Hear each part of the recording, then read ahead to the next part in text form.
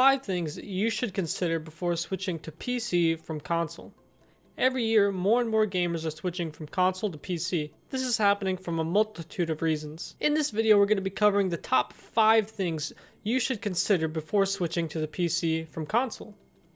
Whether it's the cheaper games, a wider variety of games, or a larger community of gamers, there are many things you could do on a PC that most consoles simply cannot do, like making this video.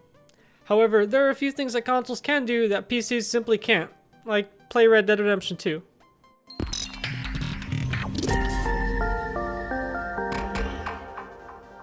What's up, geeks and gamers? Today we're going to cover the 5 things you should consider before switching to PC. This isn't a video meant to try and convert you to the PC master race. I simply want to inform you of things you might not know or might not think all the way through before you decide to switch to PC. I currently own and play on an Xbox One S, a Nintendo Switch, a gaming desktop, and a gaming laptop. I used to own a PS4, but I felt like the role it played in my gaming experience was too close to that of an Xbox One, and I'm too much of a Halo fan to get rid of my Xbox. Also, I think that the Nintendo Switch is its own experience, so I won't compare it too much to the Xbox, PS4, and gaming desktop too much in this video. Number 5. The cost of switching. Most people see the price of a new PC and think that's the only cost. However, there's a lot more to consider than the sticker price of a new machine. For example, if you were to buy a new home PC every few years like most people, you would not only have a machine powerful enough to play all your games, but you wouldn't have to pay the price of a home computer. Let me break it down for you. If you were like me and paid $500 for an Xbox when it came out in 2013, I also bought a new computer for $300 in 2013. If I would have just saved my $300 and $500 from both purchases, I could have not only got a better machine for my gaming, but a better machine for my daily computer needs. If you're on a budget, this initial investment could save you more in the long term. If you own an Xbox or a PlayStation, I can almost guarantee you pay for Xbox Live or PlayStation Plus. If you play on a PC, you're never going to have to pay for this type of monthly subscription. No one owns a monopoly on PC gaming, which means no company can get between you and playing online. The PC economy is like American capitalism, where the console economy is kind of like North Korean communism. One more thing to consider is the price of the games. Often, games on PC are cheaper than they are on console. Services like Steam, G2A, and Good Old Games are forced to compete with each other to lower their prices and get your money. Also, developers often sell directly to you, which cuts out the middleman, saving both you and the developer money. When you play on the console, you're forced to pay what the overlords tell you the price is. This is why I said the PC market is capitalism, while the console market is basically communism.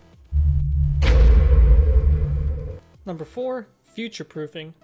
Another thing you probably won't think about when buying a new gaming machine is how well it'll stand the test of time. In 2012, my friend bought a mid-range PC for about $800. Over the years, he's put about $300 into upgrading it, which conveniently is about how much he saved from not paying for Xbox Live.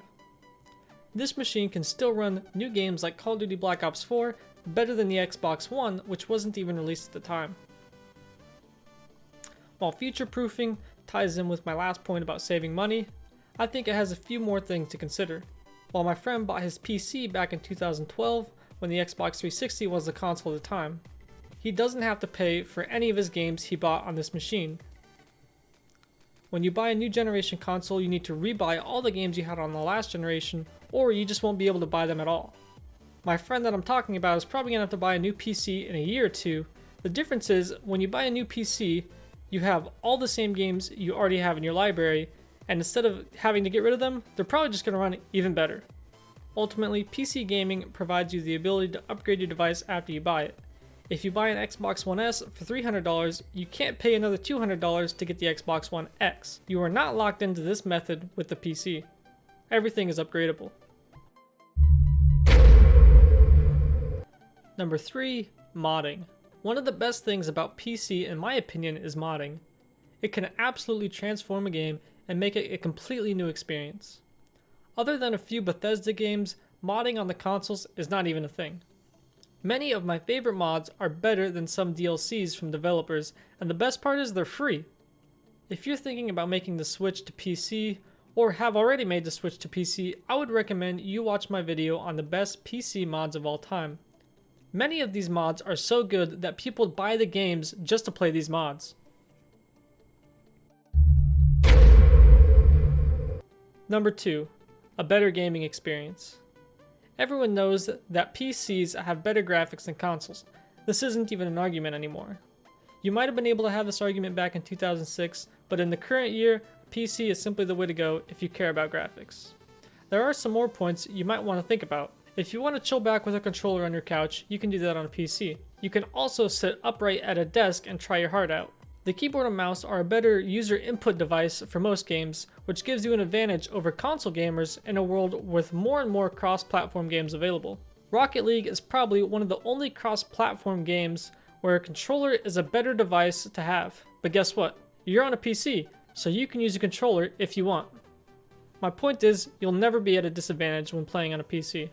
This video is brought to you by TubeBuddy. We use TubeBuddy to pick the best tags, make our thumbnail, and you can use it for much more.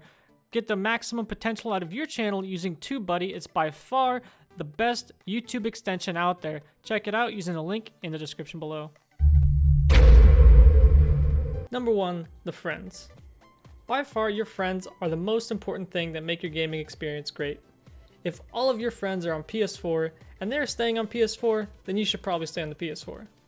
No amount of mods, future-proofing, or long-term cost saving can make up for having a great group of friends to play with. Today, with Discord groups and party chat, it's harder than ever to make new friends while playing games online. However, it's not impossible. If you're a social butterfly, you can end up with a large group to play with. Anyway, those are 5 things I think you should consider before switching to the PC. I understand PC gaming is simply not for everyone, but I think it will work better for most people. Please leave a comment if you think I missed anything. If you made it this far in the video, I probably earned a like and maybe a subscription. On screen is a playlist I made to help people who plan on switching to the PC.